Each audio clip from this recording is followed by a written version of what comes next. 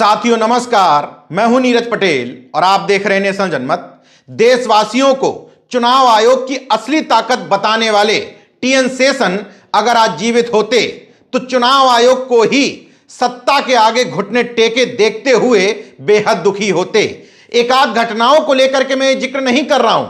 हर चुनाव में जो भी विपक्ष होता है वो चुनाव आयोग की निष्पक्षता पर सवाल उठाता है, कुछ अधिकारियों को हटाने को लेकर के उनके पास अर्जी लेकर के पहुंचता है, पत्र लिखता है। अमूमन ऐसा होता है, लेकिन चाय में पड़ी हुई मक्खी को अपनी आंखों से देखते हुए भी कोई नजरअंदाज नहीं करता। लेकिन मौजूदा चुनाव आयोग ऐसा कर रहा है। समाजवादी पार्टी ने 7 फरवरी, फिर 12 फरवरी, फिर 14 फरवरी उसके प्रदेश अध्यक्ष नरेश उत्तम पटेल ने लगातार 3 बार चुनाव आयोग को पत्र लिखते हुए कहा कि लखनऊ रेंज की आईजी लक्ष्मी सिंह को हटा दिया जाए। महज इस आधार पर नहीं कहा कि वो सीएम की सजाती हैं, बल्कि इसके पीछे एक मजबूत कारण है। मैं उन तमाम मुद्दों को छोड़ करके आईजी लक्ष्मी सिंह की बात इसलिए कर रहा हूं क्योंकि जिस लखनऊ रेंज की आईजी यानी कि पुलिस महानिरीक्षक हैं लक्ष्मी सिंह, उसी लखनऊ की सरोजनी नगर विधानसभा से उनके पति राजेश्वर सिंह भारतीय जनता पार्टी के टिकट पर चुनाव लड़ रहे हैं।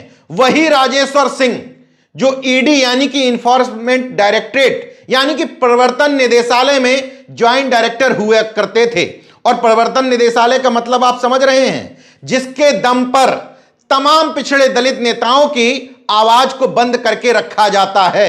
उसी ईडी के ज्वाइंट डायरेक्टर थे, तो स्वाभाविक तौर पर नौकरी में रहते हुए कितने निष्पक्ष रहे होंगे, क्योंकि रिटायरमेंट नहीं हुआ था। वीआरएस लेकर के बीजेपी के टिकट पर लड़ रहे हैं। उसी तरीके से जिस तरीके से कानपुर के पुलिस कमिश्नर असीम अरुण, अब सवाल यह है कि 3 बार मुख्य विपक्षी दल पत्र लिख रहा है। उसी जोन में पत्नी तैनात है जिस जोन में पति चुनाव लड़ रहा है। फिर चुनाव आयोग की मजबूरी क्या है कि लक्ष्मी सिंह को वो वहां से हटाना नहीं चाहते हैं। लक्ष्मी सिंह को अगर लखनऊ जोन से हटा दिया जाएगा तो ऐसा नहीं है कि कोई उनका नुकसान होगा। अमूमन चुनाव आयोग ऐसा करता रहा है। 2017 के उदाहरण अभी आपको देकर के बताऊंगा कि चुनाव आयोग किस तरीके से सख्त नजर आ रहा था। लेकिन मौजूदा चुनाव आयोग की निष्पक्षता का आलम यह है कि नरेश उत्तम पटेल 3 बार पत्र में लिख रहे हैं कि उनकी पत्नी के आईजी रहने की वजह से पुलिस कर्मियों पर, मतदाताओं पर, दोनों पर दबाव है। वो पुलिस पर दबाव बना रही हैं, पुलिस मतदाताओं पर बना रही हैं। निष्पक्ष चुनाव नहीं हो सकता, फिर भी नहीं हटाया जा रहा है। वजह बताता हूं। राजेश्वर सिंह के पिता उत्तर प्रदेश पुलिस में डीआईजी के पद पर हुआ करते थे। ये सुल्तानपुर के सामंतीगढ़ से आते हैं। 1994 बैच के पीपीएस अफसर हैं, यानी कि प्रांतीय पुलिस सेवा के। लेकिन 2007 में केंद्रीय प्रतिनियुक्ति पर ईडी पहुंचते हैं, उसके बाद से लौट करके नहीं आते हैं। क्यों, यह आगे पता चलेगा। इनके बड़े भाई रामेश्वर सिंह इनकम टैक्स विभाग में चीफ इनकम टैक्स कमिश्नर हैं। इन्हीं दोनों से तो घबराते हैं नेता। इनकी बड़ी बहन आभा सिंह भारतीय डाक सेवा यानी कि इंडियन पोस्टल सर्विसेज की अधिकारी थी। रिटायरमेंट लेकर के मुंबई हाई कोर्ट में वकील हैं। उनके पति योगेश प्रताप सिंह भी आईपीएस रहे हैं, रिटायर्ड हो गए हैं। छोटी बहन मीनाक्षी सिंह इनकम टैक्स में कमिश्नर हैं और इनके पति राजीव कृष्ण वर्तमान में उत्तर प्रदेश पुलिस में एडीजी हैं। महत्वपूर्ण बात यह है कि इस प्रोफाइल के सामने क्या चुनाव आयोग की निष्पक्षता भी फीकी पड़ रही है। चुनाव आयोग वो हैसियत रखता है कि वो मौजूदा प्रधानमंत्री को भी नोटिस भेज सकता है कि आपने आचार संहिता का उल्लंघन किया है, बशर्ते वो अपने अधिकारों का सही पालन करे। वर्तमान में मुख्य चुनाव आयुक्त हैं सुशील चंद्रा। ये वही शख्स हैं जिनके ऊपर आरोप लगे थे कि वो भारतीय जनता पार्टी का आंख बंद करके समर्थन करते हैं। अमित शाह और नरेंद्र मोदी ने पिछले चुनाव में, जब अशोक लवासा चुनाव आयुक्त हुआ करते थे और ये भी चुनाव आयुक्त थे, उस समय मुख्य चुनाव आयुक्त नहीं थे, जब अशोक लवासा ने इन दोनों को नोटिस भेजे थे तो सुशील चंद्रा उनका विरोध किया करते थे। खैर, अशोक लवासा को मजबूर कर दिया सरकार ने कि वो इस्तीफा दे करके प्रोफेसर बनने के लिए विदेश चले जाएं। उस इस्तीफे के बाद रास्ता साफ हो गया कि सुशील चंद्रा ही अब मुख्य चुनाव आयुक्त बनेंगे और तमाम महत्वपूर्ण राज्यों के चुनाव कराएंगे, जिनमें बंगाल निपट गया। अब उत्तर प्रदेश के चुनाव की बागडोर उनके हाथ में है। एक और चुनाव आयुक्त इसी बीच में बनाए जाते हैं, अनूप चंद्र पांडे, जो उत्तर प्रदेश में योगी आदित्यनाथ के साथ ही चीफ सेक्रेटरी यानी कि मुख्य सचिव रहे हैं। योगी जी के साथ जो मुख्य सचिव रहा उसको चुनाव आयुक्त बना दिया जाता है। वो कितनी निष्पक्षता रखेगा, ये इन तमाम उदाहरणों से दिखाई दे रहा है। 9 जनवरी को राजेंद्र चौधरी, जो समाजवादी पार्टी के प्रवक्ता हैं, उन्होंने आरोप लगाते हुए कहा कि अपर मुख्य सचिव गृह अवनीश अवस्थी, एसीएस सूचना Navneet Sehgal, ADG law and order Prashant Kumar, ADG STF Amitabh Yash, इन तमाम लोगों का तबादला कर दिया जाए, क्योंकि इनके पद पर बने रहने से निष्पक्षता प्रभावित हो रही है। 2 फरवरी को चंद्रशेखर आजाद, जो आजाद समाज पार्टी के प्रमुख हैं, उन्होंने गोरखपुर के एसएसपी विपिन टांडा पर आरोप लगाते हुए कहा कि ये पूर्व पुलिस कमिश्नर मुंबई और वर्तमान में भारतीय जनता पार्टी के सांसद सत्यपाल सिंह मलिक के दामाद हैं, इसलिए ये चुनाव प्रभावित कर सकते हैं। सीधे सीधे रीजन भी बन रहा है। ऐसे तो कोई भी विपक्षी किसी भी अधिकारी पर आरोप लगा सकता है, लेकिन यहां सीधे सीधे कनेक्शन बन रहा है कि एसपी अगर भारतीय जनता पार्टी के सांसद का दामाद है तो निश्चित तौर पर वो चुनाव प्रभावित कर सकता है। इसलिए क्योंकि योगी आदित्यनाथ सत्यपाल मलिक की सिफारिश पर ही विपिन टांडा को अपने यहां लेकर के गए थे, ऐसा बताया जाता है। तमाम घटनाएं होने के बावजूद विपिन टांडा न हटाए गए न निलंबित किए गए, क्योंकि वो बीजेपी के सांसद के दामाद थे। इसके अलावा उन्होंने सीओ गोरखनाथ रत्नेश सिंह, सीएम के सजाती, इंस्पेक्टर गोरखनाथ मनोज सिंह, ये भी सीएम के सजाती, उन्हीं ने ही पत्र में लिखा है, उनको भी हटाने की मांग की, लेकिन नहीं हटाए गए। ओम प्रकाश राजभर जब अपने पुत्र का नामांकन कराने बनारस पहुंचते हैं तो उनके ऊपर कुछ लोग कलेक्ट्रेट के अंदर, कुछ वकील धक्का मुक्की कर देते हैं। वो आरोप लगाते हैं कि डीएम कौशल राज शर्मा और कमिश्नर ए सतीश गणेश के रहते हुए निष्पक्ष चुनाव संभव नहीं है। इन सब को नहीं हटाया जाता है। ऐसा संभव भी नहीं है कि विपक्ष आरोप लगाए और हटा दिया जाए, लेकिन नेशनल जनमत बिना तर्कों के कोई बात नहीं करता। अब ले चलते हैं 2017 के चुनाव में। 2017 में मुख्यमंत्री हुआ करते थे अखिलेश यादव। चुनाव आयोग कितना सख्त था, देखिए।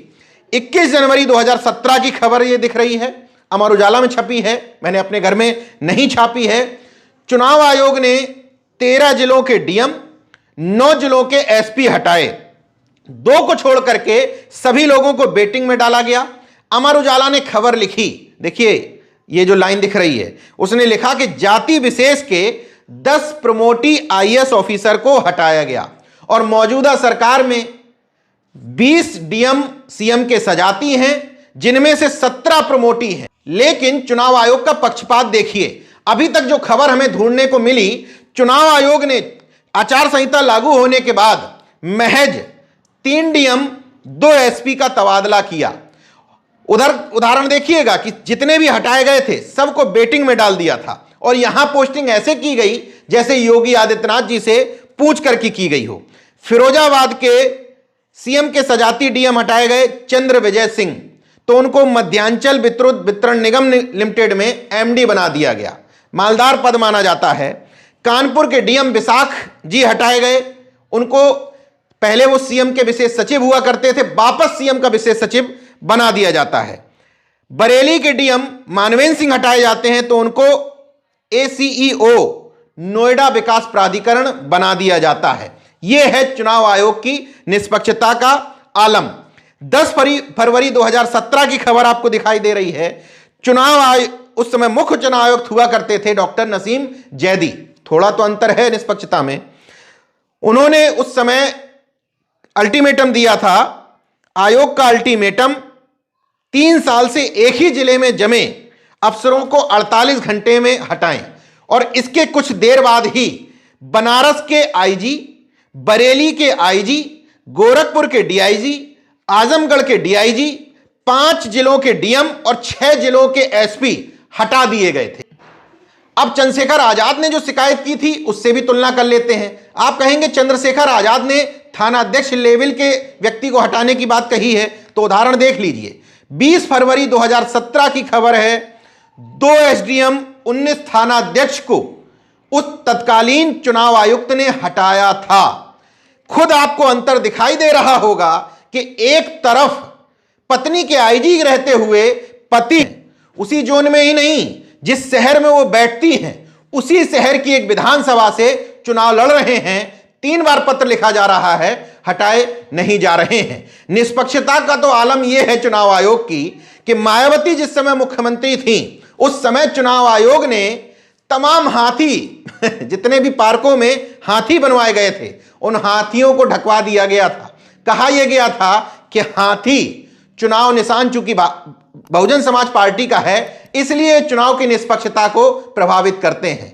तो जितने कमल आज खिल रहे हैं उन कमलों को ढकवाएंगे क्या? कमल छोड़ दीजिए, बनारस से फोटो आ रही हैं, कानपुर से फोटो आ रही हैं, लखनऊ में तमाम जगह ऐसी फोटो मैं खुद दिखा दूंगा आपको जहां पर बाबा का नफरती और जातिवादी बुलडोजर का भी प्रचार है।